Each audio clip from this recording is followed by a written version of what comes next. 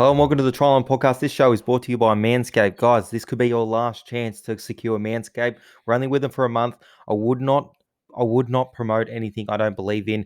This is the best. It's the industry leader in hair removal. Denny, what do you like about it? All right, a great thing about the Lawnmower 4.0 is it's actually got a battery indicator on the front of it. So if you're using it and you're like, oh, hold on, how much time do I have left? It'll actually tell you on the front with little LED bar. And when it's running low, another great thing about it is it's actually got wireless charging. So just pop it on there. Easy, happy days. Guys, make sure you get in before you don't get an opportunity. 20% off with code TryLine. It's seriously outstanding. Like we've said before, you can go out when it's raining in your backyard. Hopefully it's nice and safe out there. But while it's raining, you can use it because it is waterproof. Use it in the shower. Use it in the rain. Use it in a flood. You can do it whenever. Just use it. Guys, 20% off at code TryLine. Use it. Hello and welcome to the TryLine podcast. I'm your host, Bo. This is my co-host, the people's host, Denny. How you going, mate? Yeah, I'm good, thank you. How are you? Yeah, I'm fantastic. My team didn't lose a semi-final last week, so I'm doing great. Now, I know it's been a couple of days, but I feel like you're getting worse. Oh, I am. Just day by day, I'm just getting more angry. More and more angry. I don't know what it is. It was a cracker of a game on Saturday, though. Oh, it's a great game. Well, the first half was great. Second half, not so much. You know what's not great? What? The fact that Justin Olam won't win Daily M Centre of the Year. I don't think that's very great. We found out yesterday, and the way we found out was through Cam Munster. He put up a post saying, I'm not usually one to rant, but a bit disappointed my PNG brother didn't even get nominated for Centre of the Year. He's easily a top 3 centre. Don't come at me. The system needs to change. Thoughts? Yeah, I mean, well, we did our award show, the TryLine award show a couple of weeks ago, and we had not just us, but the people who filled out or did the polls. They all thought Justin Olam was the best centre in the comp, or would at least win centre of the comp anyway, or centre of the year. Sorry, and for Would him at least be top 3. yeah, to not even be a nominee, I think is unbelievable. Like, I wouldn't put anyone above him. Yeah. Well, I think he definitely deserves to be on the podium at least. And so does the NRL apparently, because yesterday, Travis Meehan, he's a writer for the Courier Mail, he tweeted out, Justice for Juzzy. The NRL was baffled and invited Justin Olam to the Daily M Awards, claiming it was an administrative oversight was responsible for the initial snubbing. Thoughts? Oh, okay. An administrative oversight. Wow. They're the most embarrassing company ever. Yeah. Come on. Like, if he's not there, just say it. Just say, yeah. Just say it. You know what I mean? Like, they can't cop any criticism. So he's going to go to an award show knowing he's not going to win an award. I'd only go if there was free drink and dinner. You ever been snubbed for an award? Every year that I played footy. No awards for Denny. Did you get any? Did you get coach's award or something? Did you snag a coach's award? No, I got no awards when I played footy. Oh. I got awards when I played soccer though. Oh yeah, what'd you get?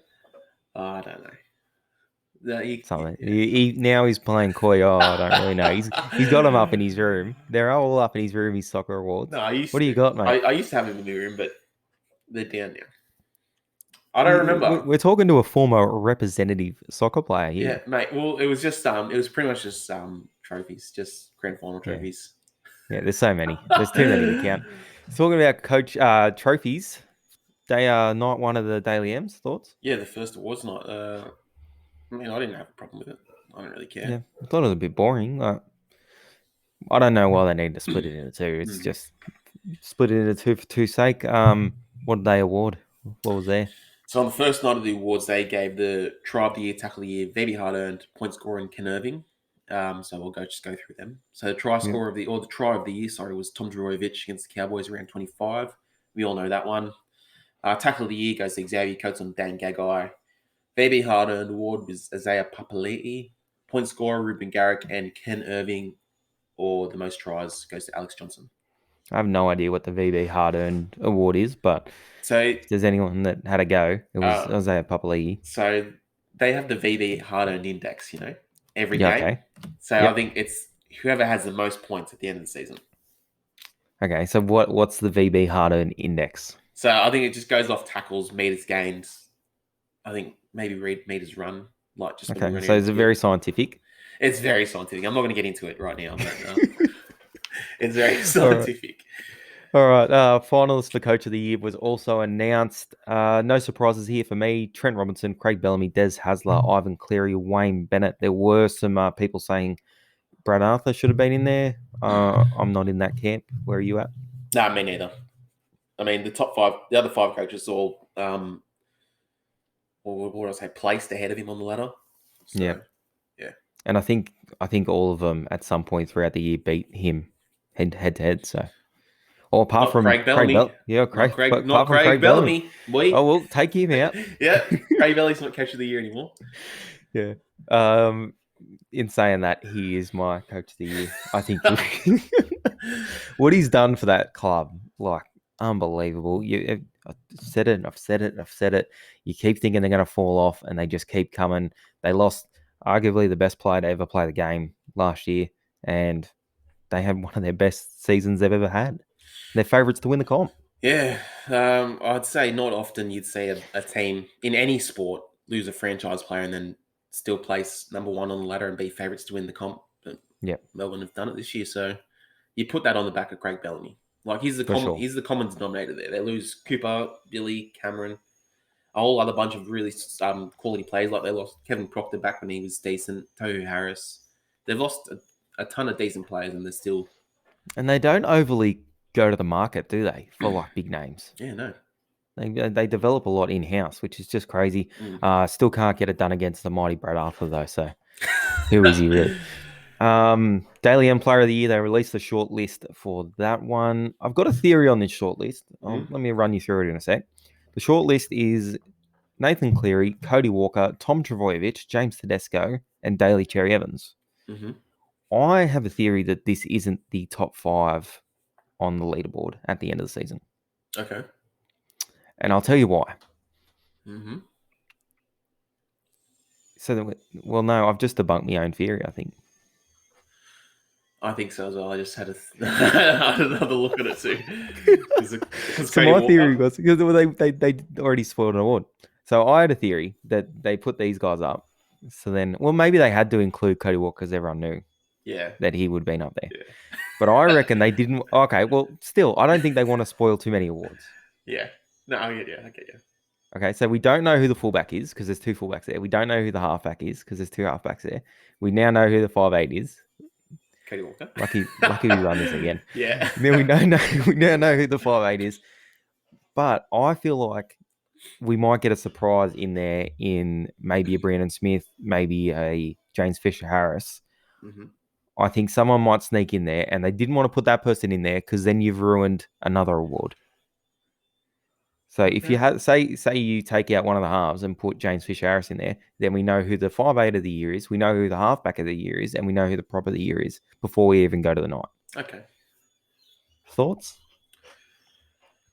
Yeah, look, now you like the theory a little bit more before we realised Cody Walker's a 5'8". Yeah, no, I did. And then as you rattled off those names, I was like, hold on. Hang on. Hold on. They're not all halfbacks and fullbacks. Mate, we wear our flaws on our sleeve on this show. Oh, look, man. I mean, it is possible for Teddy to have come back and maybe placed 5th, but I think it would make sense if they didn't want to give away too many awards. So, I think they don't want to spoil too many awards. Yeah, I'll probably be wrong. They'll probably be the top 5, and I'll look like an idiot. Anyway, let's rattle off where they finish on the leaderboard after 19 rounds. Cleary's on 24 points, ahead of Tom Trbojevic on 23. RTS finishes on 21. Doesn't play the last month or so, so like he might have been a fair shout. And they went okay in the last month too. I think they only dropped 1 game. Ben Hunt finished on 18. Great start to the season for him. He doesn't play any more games. Cody Walker on 17. 3-point deduction, so he could have been on 20. Daly Cherry Evans is on 17 as well. James Fisher-Harris, 17. Jerome Hughes, 17. Clint Gutherson, 16. James Tedesco, 15.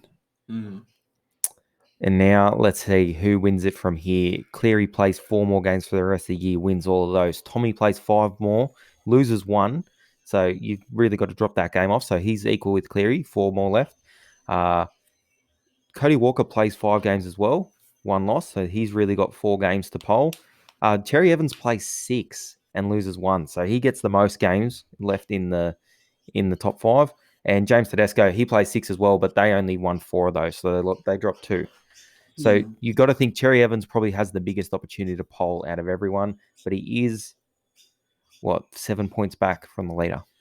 Yeah, no, I don't think. I think it's a 2-horse racey, Cleary and Turbo, and it makes it so much closer now that Turbo lost one of his games. And I'm thinking Cleary. I thought Turbo for a long time, but with both 4 games really left, Tommy's got 5, but they lose 1. He's still down by 1 point. I think they probably both poll in every single game. 100% they do.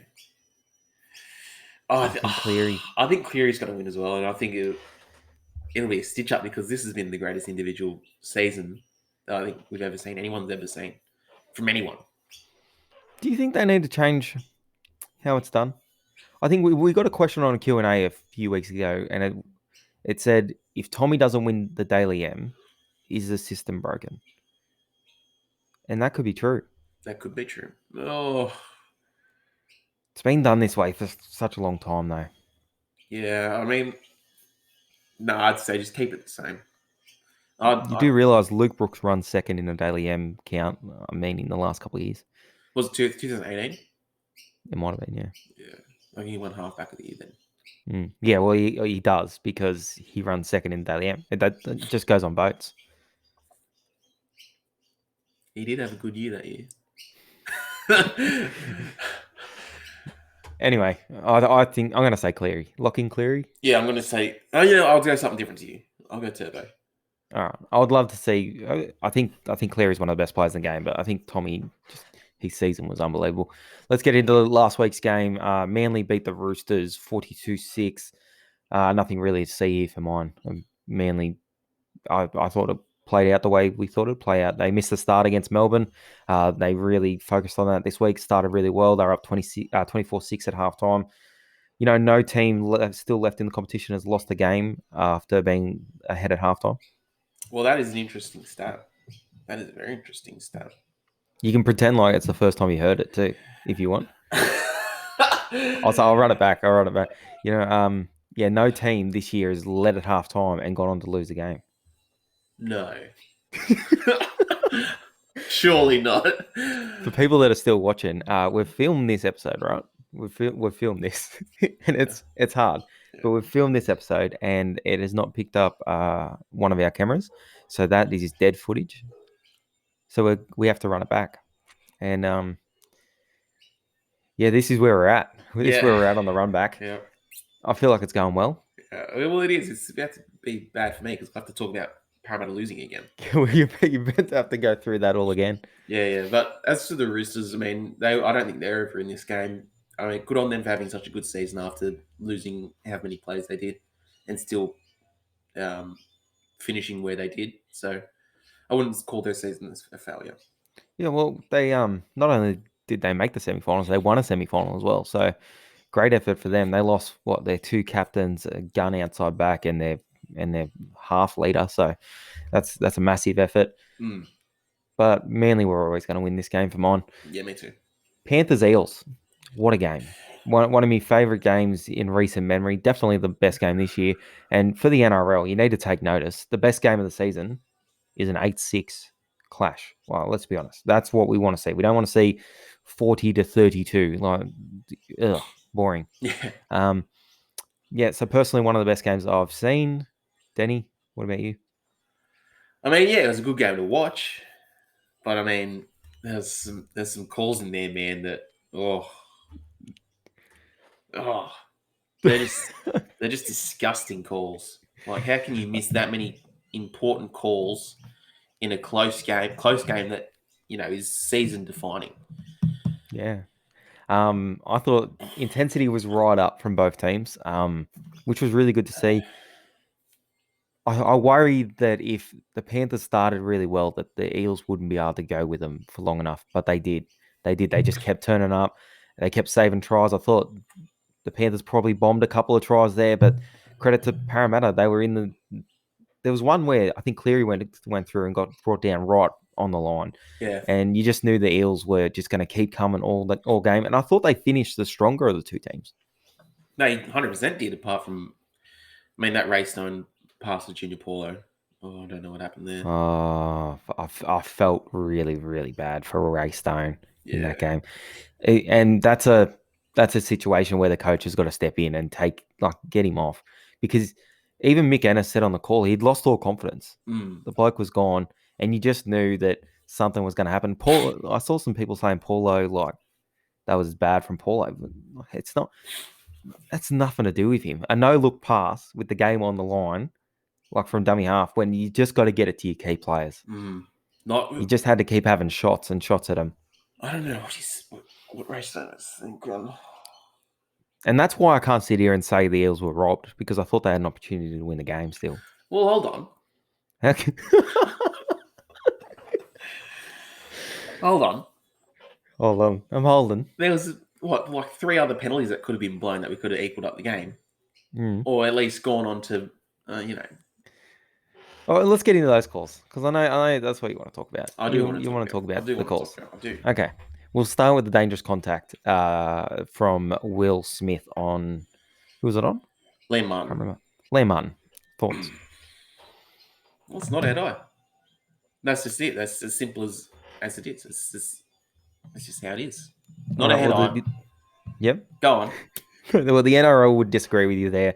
They've come out and greenlit that call. They said Will Smith made contact with the neck, which constitutes head high. In my opinion, I thought initial contact was with the chest. It was definitely a soft call, but the Panthers had other opportunities to take a penalty goal anyway during that game. I thought if they didn't get one then, they would have got another one later. So play on for me. Sure. Soon it will be no contact with the head, neck, or chest. Legs tackles only. Next year, new Which rule. will be quick play the balls. Yeah, quick. No wrestle. Quick play the ball. You can only make 3 tackles in a set. Yeah, 3 instead tackles of in 6. a set. No, they'll just make every set a 7 tackle set. Yeah, fair enough. Yeah, if you catch the ball in the full 7 tackle set. All right. What's the next? Yeah, goal we'll go to the strip. We'll go to the strip. Yeah, strip. Your thoughts on the strip? The photo should be on screen there. Yeah, all right. Well, it's 100% a strip. Like anytime a player in the tackle, if there's more than one player in the tackle and they're there, and as soon as the ball comes loose, they chuck their hands up. You know that they had something to do with it. Like they're guilty. Okay. Well, the NRL would disagree with you there. Mm-hmm. They're saying that Momorowski was holding on to Clint Gutherson's arms, and in the action of pulling him towards the sideline, Gutherson has lost the ball backwards, and then Gutherson, I think another player actually regathered, and then that's play on. Give me a break. I think that is just ridiculous. I think you got to give NRL players more credit than that. I think he knew exactly what he was doing. 100%. I think it's a penalty, personally. Every day of the week, that's a penalty. I don't know. And I think at the bare minimum, it's 6 again. The bare minimum, it's 6 again. But that one was obviously missed by the referees. Let's go on to one that was maybe against the Penrith Panthers here. Mm-hmm. Blake Ferguson. Yep. Absolutely disgraceful, I think. Yeah, when he stays down after... there was a teeny tiny little bit of pressure on his neck and he stayed down for it and got the call. And then as soon as he gets the call, jumps straight up to his feet and tries to fight Mitch Kenny or whoever it was. What's your initial reaction watching that as a Parramatta fan? Where are you at on that? I don't like it. Honestly, are you happy to get the penalty straight away, or does that not make you feel good watching it? I don't like people laying down for the penalties, or there was a couple of years ago when people used to chuck the ball into defending players, and that I remember there was a really bad one by Will Smith. Yeah, he chucked it forward into him. and he got the Now, penalty. that goes on to my next point perfectly because I reckon if the ref changed the penalty, if the ref turned around after he saw Blake Ferguson milking it and said, no, well, we'll give a penalty to Penrith now, that's what they done with that pass into the person. That's what They stopped did, that. yeah, They give away a penalty to the other team. yeah. I think that should happen, like for sure. Like if you're milking a penalty, Yep. penalty, If well, you're penalty staying on you, down yeah. like Blake Ferguson did, if it's that blatant, you turn around and you give a penalty to the other team. Also, I think another way to stop it is they've just got to go off. They have to go off. They have to leave the field. There's no assessment. You do this assessment in the sheds, at least 15 minutes, gone. Yeah, there was another bad one with James Fish-Harris there too, with Moses Leota. Apparently, they're two tough guys, two tough front rowers, both staying down for penalties. Moses Leota, one of the biggest acting performances I've ever seen, gets a little tap on the cheek, like it does this, drops the ball, Yeah. and then James Fish-Harris just lays on the ground for about 2 minutes after running into someone. Good on you, mate. Do you think milking's one of the biggest issues in the game at the moment? Oh, probably, yeah, one of the biggest issues we have milking. Like nearly every player does it. Yeah.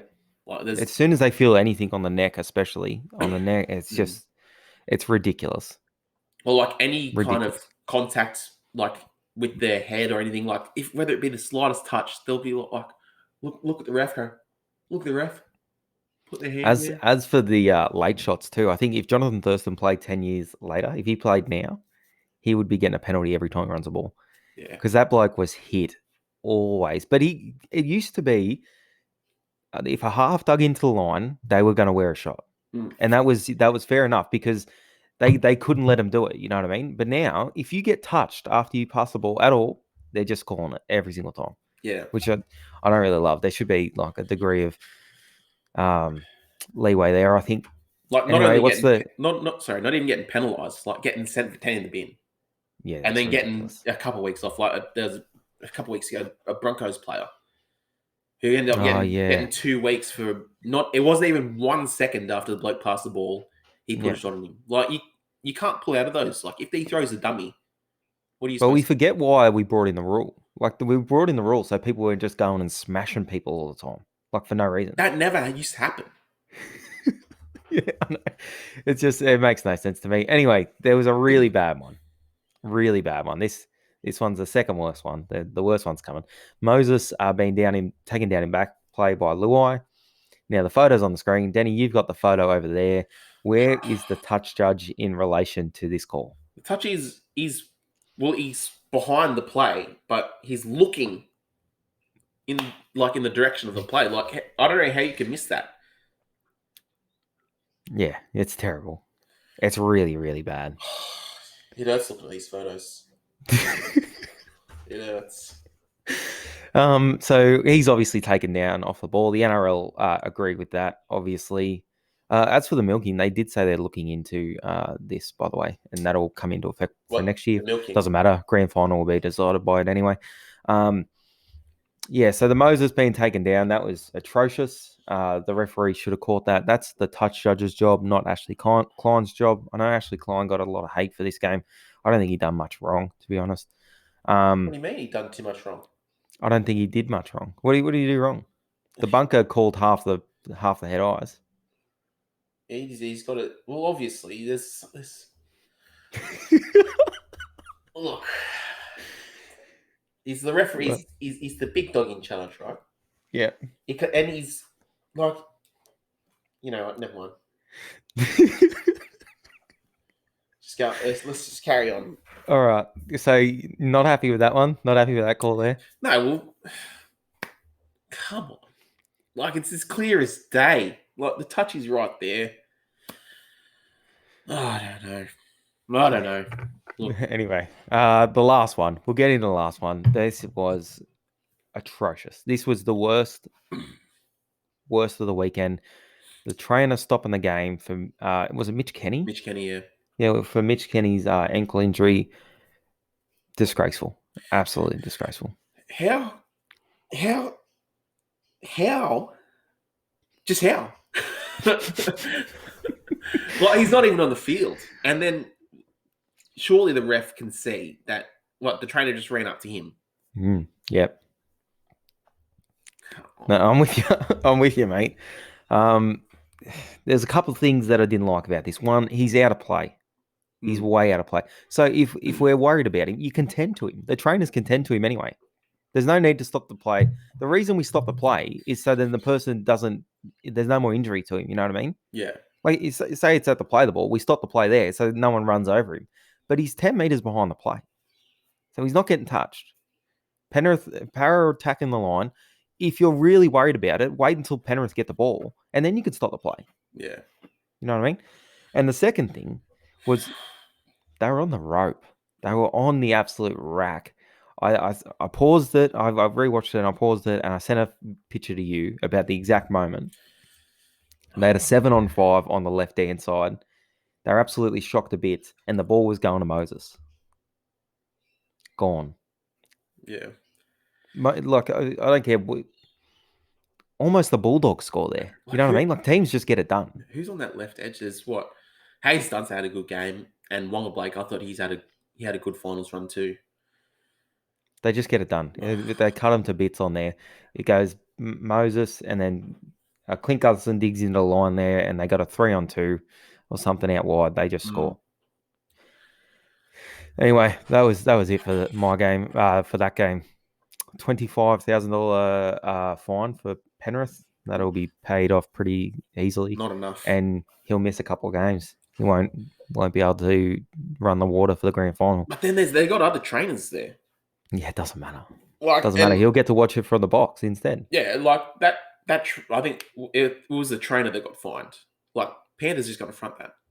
No, well, the trainer didn't actually get fined. Oh, okay. I thought it was the trainer that got fined. So it's even. There's no personal accountability for it at all, though. Yeah. Old mate misses a couple of games. That doesn't really hurt him. Like it's trainers, 1,000 trainers out there. Like how hard is it to run water out? I think the fine should have been way worse too. 100%. The fine should have been worse, and the punishment should have been more severe. Yeah. Anyway, let's get on to this weekend's games. In saying that, and this is my personal opinion, I don't think the Eels were robbed. I think they might have been robbed of certain opportunities, but I think Penrith won because they won. They won because they won. They won because they won. That's it. I don't think they were robbed. I thought Penrith won, and I thought they could have been up by more, especially early. Well, the Cowboys lost those 3 years in a row, not because they were robbed, but because they lost. They just got done. They got done. I know that you don't even believe that because you were talking about it just last week. How's that then? The Cowboys fair and square those 3 years in a row. You know they replayed that Roosters Cowboys game the other day. Oh, I had to turn it off straight away. What was that? That was the Robert Louis one, wasn't it? Yeah, the Robert Louis one. Yeah, that's fair and square. Knock on. All right, let's go to the games. The first game on for the Friday at Suncorp. Both these games will be played at Suncorp, but the first game Friday, the Bunnies taking on Manly. Should be a cracker. Both these sides haven't made any changes from the wins against Penrith and the Roosters. The last time these teams faced off was back in round 2. So it's been a while. It's been a minute. And Bunnies won that one 26-12, but Manly were without Tommy Bra. I think interesting about these prelims too, if we get any other combination of final apart from Storm Manly, it'll be the first time we've ever seen it. Grand final? Yeah. Oh, so you mean like Bunnies, Storm? Yep. Penrith Bunnies, Penrith, and then Manly Penrith. It's never happened, but obviously the Storm and Manly have played twice. I think they both flogged each other too. Have they played twice or 3 times? Twice. It was like 2009, 2008. Yeah. Yeah, I think so. Anyway, tonight that game, Rabbitohs Manly. I don't know. I'm going Manly. I'm going close one on the back of Tommy Turbo, and I can see the score being 28-20. That's what I've gone. I don't know. I'm sticking with it. You're sticking with it. They've defended really well. South. Can Manly win a close one? Can they win like a grinding out game with South? I think so. Yeah, yes, they can. They win at 12-10. 12-10. Yes. Okay. 12-10. I've got 28-20. Ah, The second game, we got Storm taking on the Panthers on the Saturday night. I'm hoping the Storm destroy the Panthers. They flog them 50-0. But I don't think that'll happen. There's a couple big ins and a couple question markers around a couple players from Penrith's side. So Penrith, Brian Toto, he hasn't been named to start. He's been named in reserves. he'll play, won't he? I think he will play. There's no way that you're not going to not play him. No. Mitch Like, Kenny is what are you out. saving him for? If not, like, this is it. This is their grand final. Like, Yeah. no, I don't know. I'm so torn. For the whole season, I thought Penrith are the only team that can beat the Storm For the whole season. for the whole season, and I was proved wrong by the mighty Parramatta Eels and Brad Arthur. My Brad Arthur, coach of the year. But I look at the bench. I look towards the bench of Melbourne. Tui Kamakamitha, Nelson Asofa Solomona, Harry Green, and Nico Hines. That's a strong bench. That is a very strong bench. That's a really good bench. Who you going? It's gonna be tough. Look, I'm just gonna going back to that bench. That's all That's a representative bench.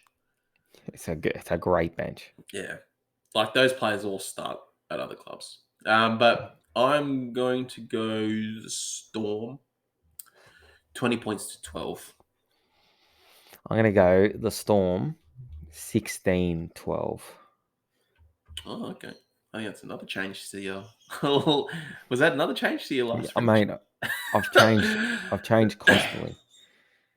I have changed constantly. I just don't know. It's going to be so hard.